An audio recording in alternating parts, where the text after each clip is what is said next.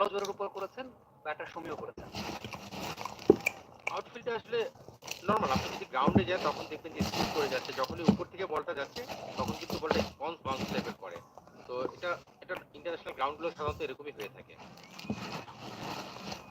এবারে একটু স্পিডটা কমিয়েছেন, তবে করিডোরটা সেম, ব্যাটারকে খুব বেশি রুম দেন নাই, ডিফেন্ড করতে বাধ্য হয়েছে।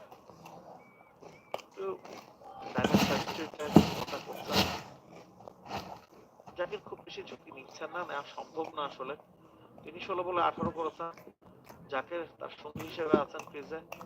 জাতীয় দলের 2 ক্রিকেটার, 3টা উইকেট ইতিমধ্যে সিলেট কিন্তু হারিয়ে ফেলেছে। অপশনটাও কম। বডি টস দেওয়ার চেষ্টা। এখন জাকির হয়তো ইম্প্রোভাইজিং এর দিকে যাবেন, কারণ ব্যাক টু ব্যাক 3টা বল হয়েছে, মাত্র 2টা রান হয়েছে। একটা অপশন তো আছে ইনসাইড আউট এক্সট্রা কাভার দিয়ে উড়িয়ে মারা। I am not sure reverse sweep অপশনে যাবেন কিনা। লেগ স্ট্যাম্পের উপরে একটা রান পাবেন।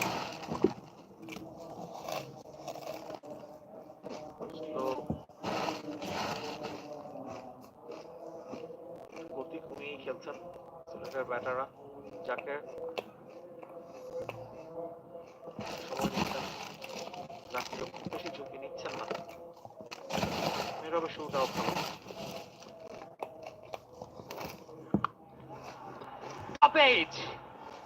চার পেয়ে যাবেন। তাসকিন আহমেদ ছুটছেন বলের পিছু, ডাইভিং এফোর্টে বল থেকে বাঁচতে শেষ মুহূর্তে। 4 না পেলেও 4 অর্ধেক 2 রান ঠিকই পেয়েছেন। জাকির অনেক বাদলটা কিন্তু চলছে এই সময়টাতে। 9 ওভারের খেলা শেষে 41 3 উইকেটে সিলেট স্ট্রাইকার। ক্ষেত্রে পেস বোলার, ক্যাপ্টেন দলের, যেভাবে বলের পিছনে ছুটেছেন, বলটা ঠেকানোর পরও খুব দ্রুত কিন্তু উঠে এসে থ্রোটা করেছেন। রিলে ফিল্ডিং এর অপশন তার কাছে ছিল না, সেটা কাজে লাগিয়েছেন। 9 ওভার শেষে সিলেট স্ট্রাগল করছে 41 রান 3 উইকেটে। রান রেটটা 5-এরও কম, 4.5, 4.56 exactly.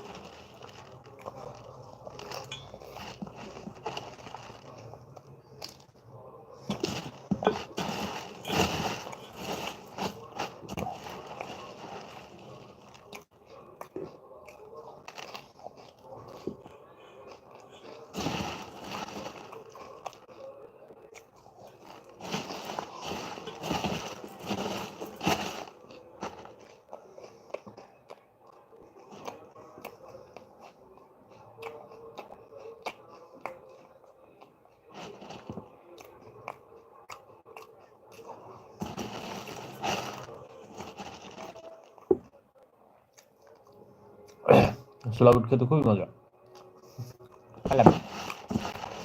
I love it.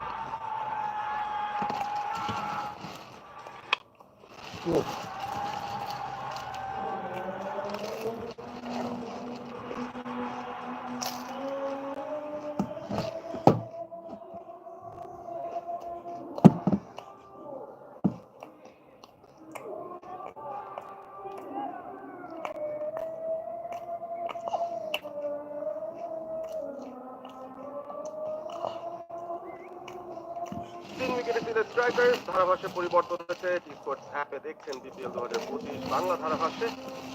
Mansur Morshed, Habibul Bashar Suman, Ahmed Parvez যুক্ত হয়ে গেছি এবং স্ট্র্যাটেজিক টাইম আউট শেষে সিলেট স্ট্রাইকার্সের ব্যাটিং এর ধরনে কোনো পরিবর্তন আছে কিনা দেখার বিষয়। রায়ান বার্ল আসছেন প্রথমবারের মতো, আগের ম্যাচে খেলেননি। জায়গা পেয়েছেন